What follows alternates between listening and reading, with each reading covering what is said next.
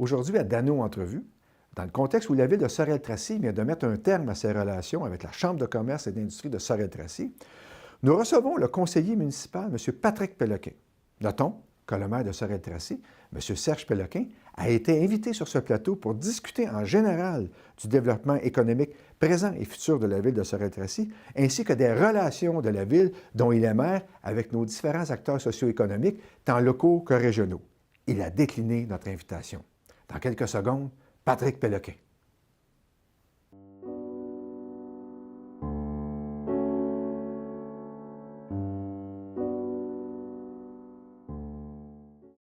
Patrick Péloquin, bonjour. Bonjour. Ça va bien?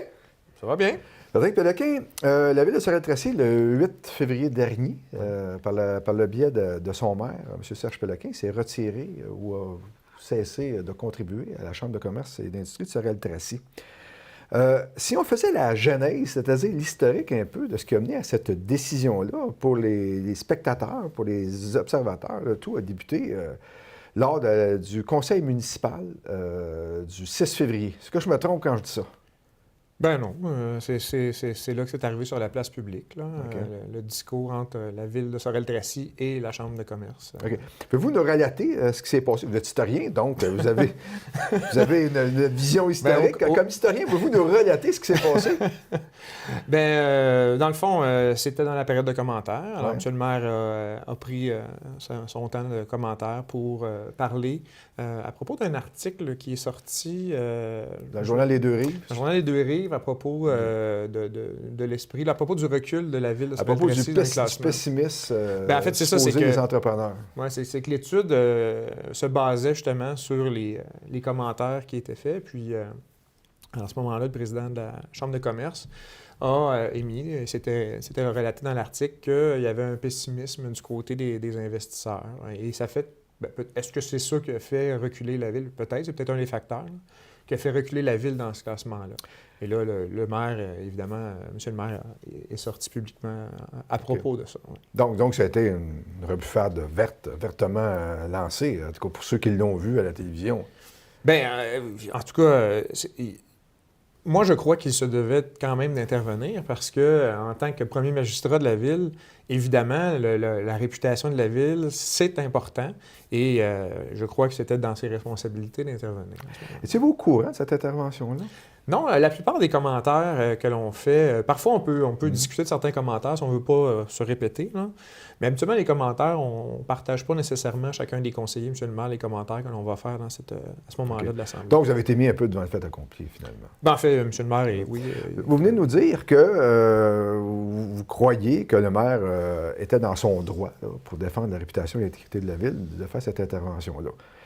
Vous avez, ce qu'on a compris, unanimement donné une espèce d'approbation à ce qui s'est passé. Êtes-vous toujours d'accord dans la façon dont ça s'est déroulé au moment présent? Et c'est un peu la raison pour laquelle je suis ici, d'ailleurs. C'est que moi, je pense que c'est dans le dialogue qu'il faut avancer les choses. Alors, je n'étais pas d'accord avec l'intervention qui était une attaque, dans le fond, sur le leadership de la Chambre de commerce, tant sur son président que sur son directeur général. Chacun a droit à son opinion sur les gens dans la vie. Par contre, le fait qu'il y ait du pessimisme, que le président de la Chambre de commerce dise qu'il y ait du pessimisme, c'est sûr que moi, je partage un peu la vision du maire sur il faut être optimiste, mais être réaliste et puis être dans l'action.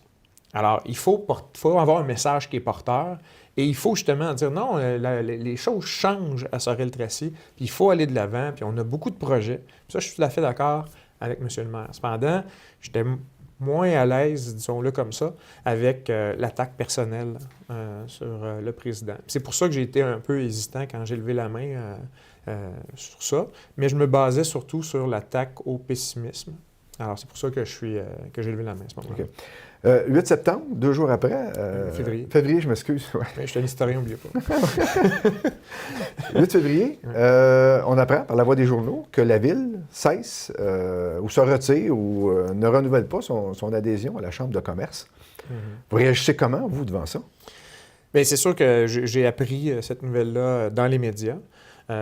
Mais c'est un peu... c'est très technique comme point, cette chose-là. C'est que un renouvellement, si on ne le fait pas, on n'a pas besoin de faire une résolution pour dire qu'on ne fait pas de renouvellement. Cependant, c'est sûr que quand on prend la décision de ne pas renouveler, si ça n'a pas besoin de résolution, à tout le moins, ça mérite une discussion.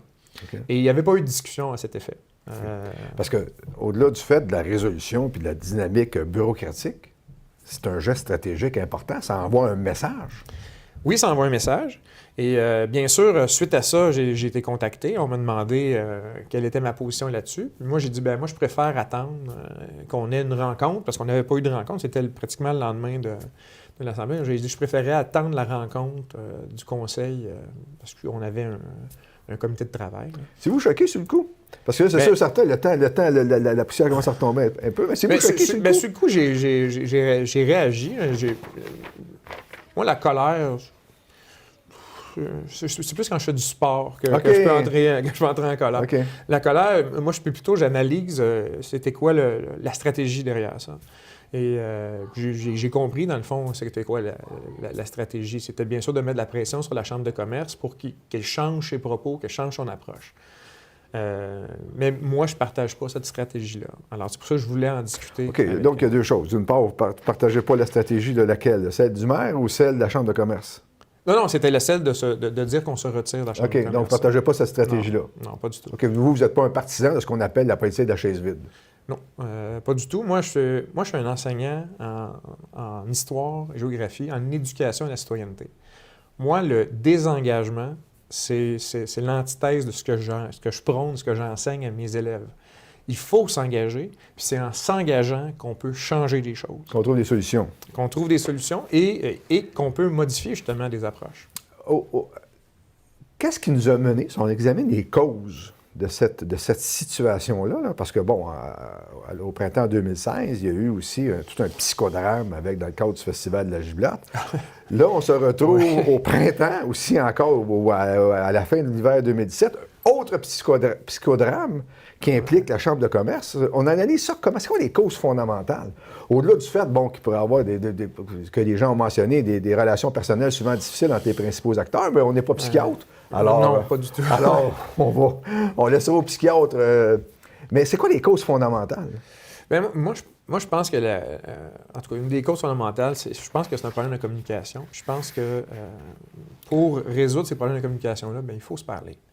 Puis quand on se parle, quand on est titulaire d'un poste ou d'une responsabilité, justement, il faut savoir placer son côté personnel un peu de côté. Parce que là, on parle de la ville, de la Chambre de commerce. C'est très important que les deux soient au même diapason dans le futur, dans la planification du développement de la ville. Et bien là, évidemment, là, ça ne semble pas... en tout cas, c'est pas le cas. Là. Okay. Et je pense qu'il faut trouver des solutions à ça. Vous avez pas traité, mais vous avez mentionné tantôt un certain pessimiste de la Chambre de commerce. Mais vous vous situez où, vous, dans cette dynamique-là, dans laquelle la Fédération canadienne d'entreprises indépendantes, qui est quand même un organisme réputé de 109 000 membres au travers du Canada, en vient, par le biais d'enquêtes, notamment en se basant sur des statistiques de Statistique Canada, que la ville de Sorel-Tracy est 108e sur 121e en termes d'indice d'entrepreneuriat. Vous vous situez où là-dedans? Mais moi, les palmarès, j'ai beaucoup de difficultés avec ça. Je suis enseignant dans une école, puis souvent les écoles ils ont le même palmarès à propos des classements des meilleures écoles. C'est extrêmement difficile de faire ce genre de choses-là. Mais je peux comprendre que certains commerçants sentent un pessimisme, sentent une lassitude, parce que quand même, il faut regarder certains faits. Même si notre population a augmenté cette année, on ne peut pas parler d'un boom démographique à Sorel-Tracy. Puis moi, c'est ça la clé. C'est la population. C'est la démographie. C'est la démographie. C'est vraiment la clé de tout. Et bien sûr, des grands projets, des grands développements vont créer des emplois, qui va attirer des gens. Ça va être un facteur d'attraction à ce moment-là. Mais au-delà de ça, avoir des emplois, ça ne veut pas dire que les gens vont vivre à Sorel-Tracy. Non. Il faut vraiment avoir un milieu de vie qui va être attrayant. Et c'est là que peut-être qu'il y a un pessimisme chez nos commerçants, c'est qu'ils ne sentent peut-être pas ça. Bien, moi, je dis en tout cas que jusqu'à maintenant, depuis 3 ans, je pense le Conseil, on a travaillé fort là-dessus. Mais il reste encore des choses à faire. C'est long, là. C'était ma question. Est-ce que vous trouvez qu'en termes de développement économique, en termes d'organisation de développement économique, la ville de Sorel-Tracy en fait suffisamment? Bien, je ne veux pas reprendre tous les propos du maire, mais effectivement, il y a beaucoup d'investissements quand même dans la région, là. Puis j'ai un bon espoir qu'il va quand même avoir beaucoup d'emplois qui vont être créés avec la stratégie maritime. Parce que, oui, mais deux choses. Premièrement, dans la liste qui a été fournie notamment par la ville de Sorel-Tracy, 183 millions, on remarque que 94 c'est des investissements publics, c'est-à-dire que c'est des argents que nous redonnons à nous-mêmes. Oui. Mais il n'y a pas beaucoup d'investissements privés, puis c'est là qu'il y a une aide de la guerre en termes de création d'emplois. Bien, un attire l'autre. Encore une fois, je vais vous sortir des choses historiques, mais la Grande Dépression, là, 1929, bon, c'est sûr qu'il va y avoir la guerre qui va intervenir là-dedans, mais c'est que l'État va décider d'intervenir et injecter des fonds publics pour relancer l'économie.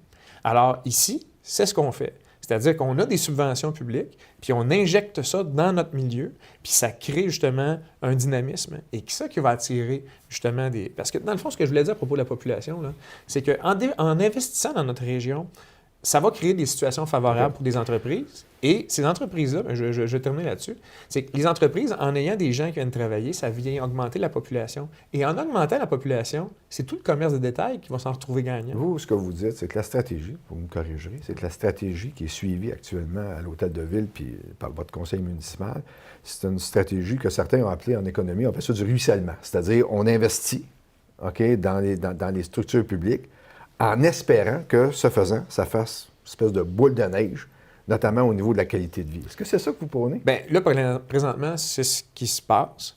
Personnellement, j'irai un peu plus loin dans la planification. Mais évidemment, il y a déjà quand même certaines bases qui ont été faites en planification stratégique là, depuis 3 ans. Avec l'embauche de quelqu'un en développement durable, je pense que ça va accélérer le processus, puis qu'on va être capable d'aboutir à une vision d'ensemble. Si on revient à l'espèce de saga, ce que personnellement j'ai appelé psychodrame, là, encore une fois, parce que ça s'est retrouvé à Infoman. Ça s'est retrouvé à Infoman, le déchirage de papier, sans vouloir casser du sucre sur d'autres personnes. C'est quoi l'impact sur la réputation de la ville? Bien, c'est un peu le double jeu. Parce que mettez-vous dans la peau de quelqu'un, là, un maire d'une ville concurrente qui regarde ça. Là. C'est du bonbon, ça.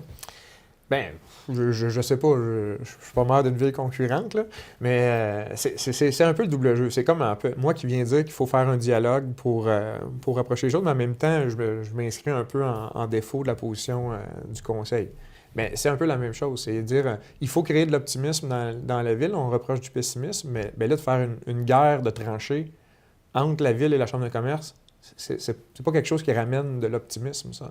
C'est plus du Donc, pessimisme. en termes de réputation, on aurait pu s'en passer, c'est ce que vous nous dites. Oui, mais est-ce qu'un investisseur de l'extérieur va sortir le déchirage de papier d'Infoman? Je pense pas. Là. Je pense que money talks, puis je pense que quand il y a des conditions favorables à un investissement, ça se fait. Puis vous, dans le même contexte, comment vous pourriez qualifier dorénavant, du moins pour l'instant et à court terme, le lien de confiance qu'il y aura entre la ville de Sorel-Tracy, son maire, et les entrepreneurs, les investisseurs? Bien, à mon sens, il faut qu'il y ait une confiance qui soit là. Alors, la ville de Sorel-Tracy, en étant membre de la Chambre de commerce, peut influencer.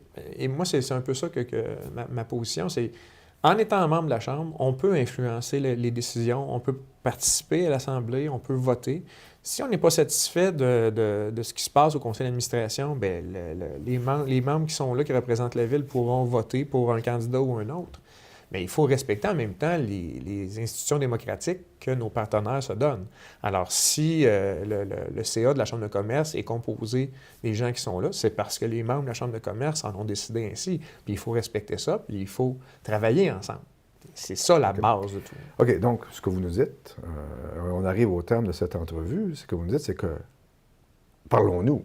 Je pense que l'étape suivante, le message que vous nous envoyez, vous n'êtes pas, pour me corriger, partisan du geste qui a été posé du retrait de la politique de la Chaise-Ville. Moi, je pense que non. C'est pas une bonne idée. C'est pas une bonne idée. Puis ce que vous nous dites, c'est parlons-nous pour le bien-être, pour le bénéfice. C'est essentiel.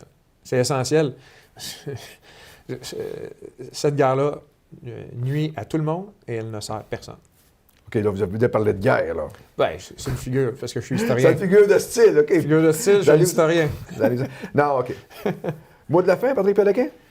Ben moi, je crois que je crois qu'il va y avoir quelque chose de positif qui va sortir. J'ai espoir en l'être humain et je suis convaincu que notre maire et le président de la Chambre vont trouver un terrain d'entente à quelque part. Et il faut toujours s'engager et participer et ne jamais se retirer des discussions. Un dialogue ouvert, ça peut faire tomber Beaucoup de barrières. beaucoup de barrières et des murs. Patrick Péloquin, on vous remercie de ce Plaisir. passage à IPX TV.